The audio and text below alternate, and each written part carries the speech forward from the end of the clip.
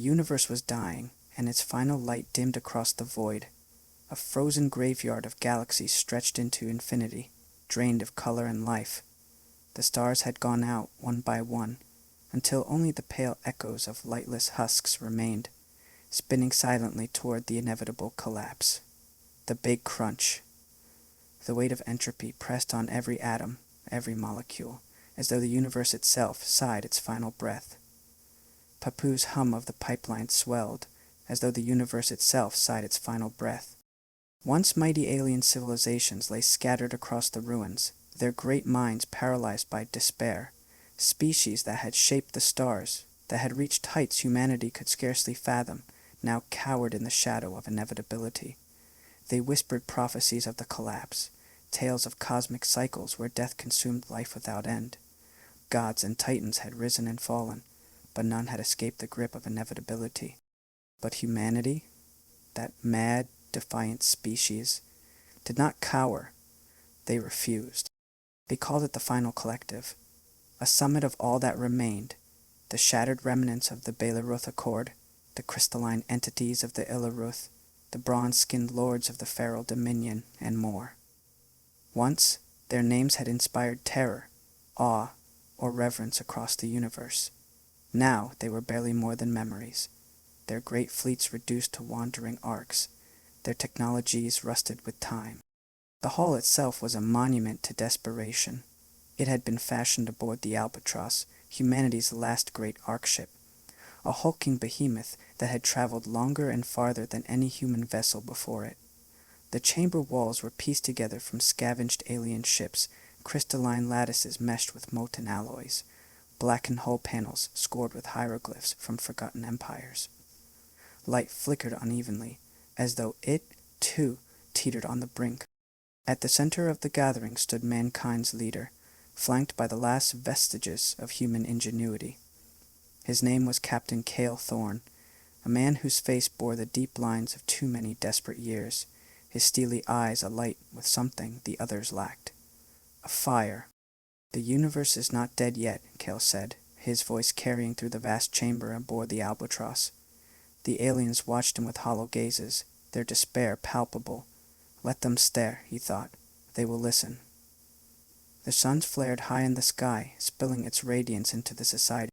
An ancient Belyari, an enormous insectoid being with wings dulled to gray, spoke in a voice like grinding stone. "Your kind does not understand. The great collapse cannot be avoided. We, the eldest, accept this truth. You should too." Kael slammed his hand on the table, a jarring sound in the dead silence.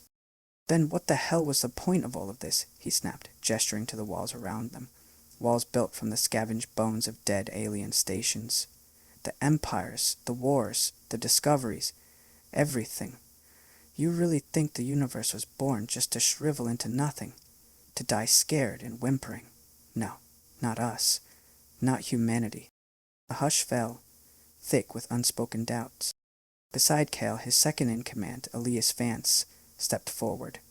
He was leaner than Kael, with sharp, calculating features, and the quiet intensity of a man who never doubted his captain.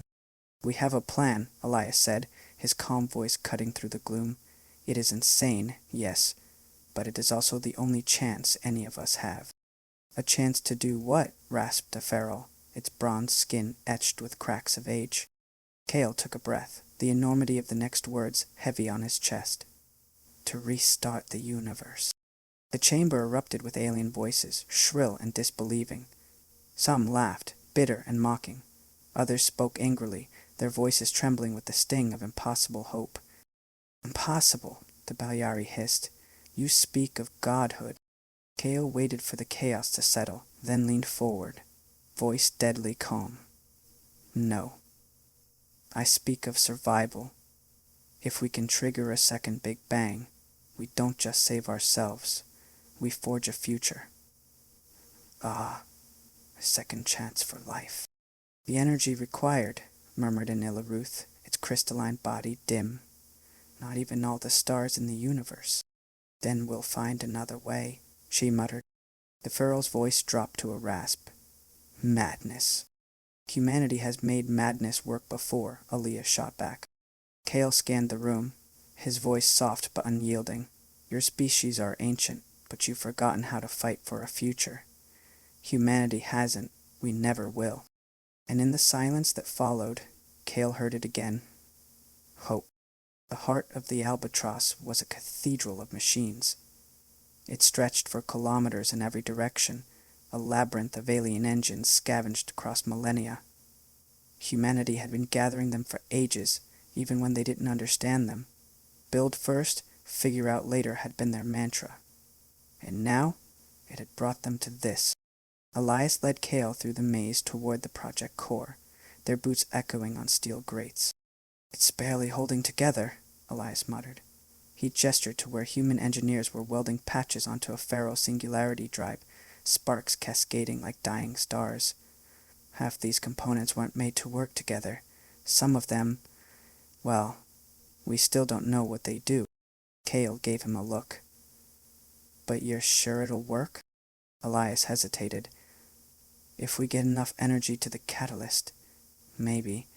But the power source, that's the problem.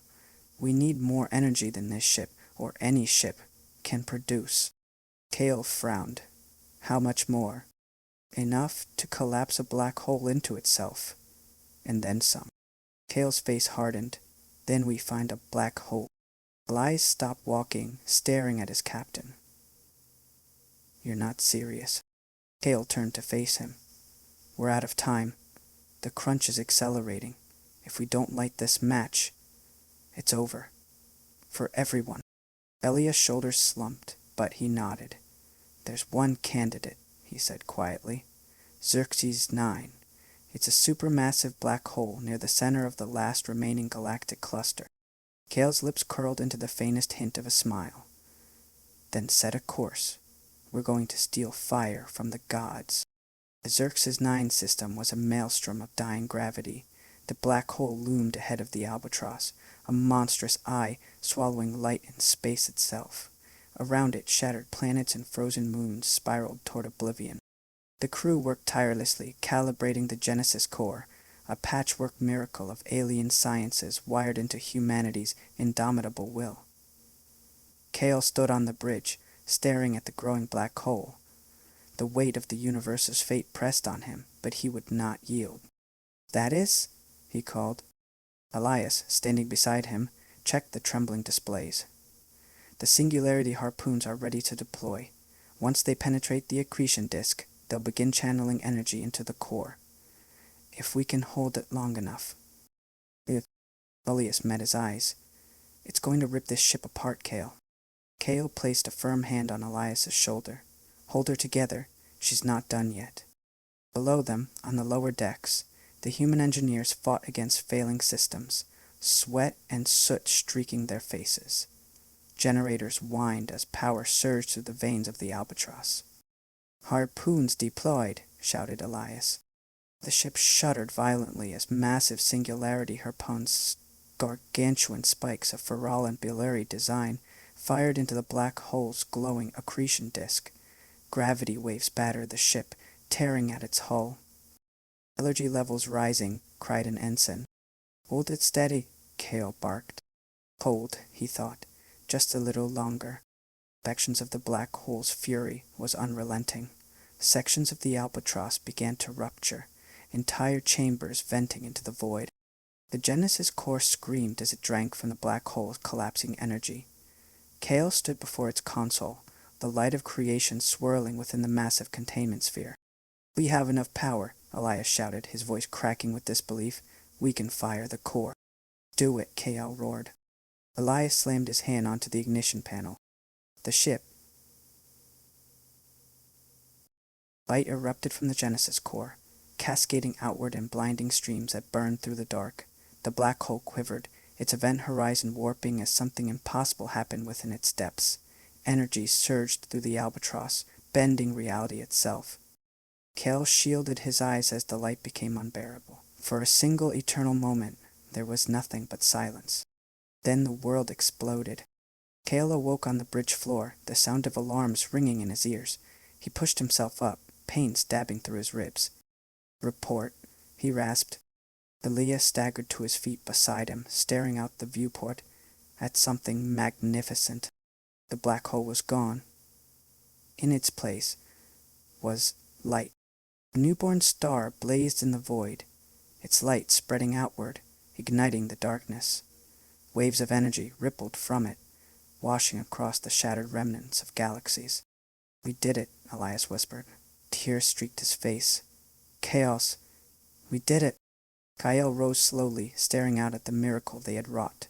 The second spark, the beginning of everything. Behind them, across the universe, alien ships began to receive the signal. Life continues. The elder races, who had cowered in despair, now turned their eyes to the light, and for the first time in eons, they moved. Kael stepped forward, placing a hand on the cracked glass of the viewport. "The universe, it begins again," he said softly, and we lit the first fire. Humanity, against all odds, had defied the end. And somewhere, across the endless expanse, the stars began to forge themselves anew.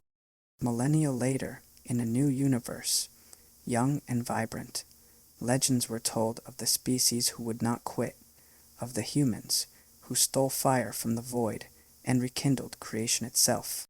At the center of the cosmos, a star burned brighter than any other, its light eternal. They called it Thorne's star.